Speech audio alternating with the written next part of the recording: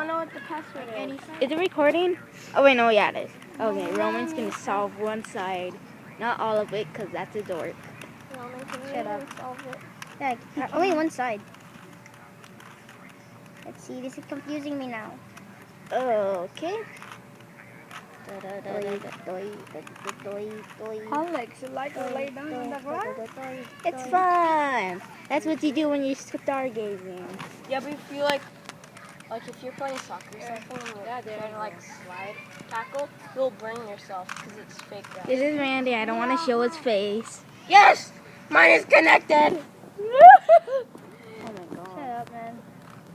Sounds like it's that of the world for Wi-Fi. This is extremely boring right now. He almost got the blue side. Almost. He has one more on the blue. Keys. I don't know how to do this part. Okay.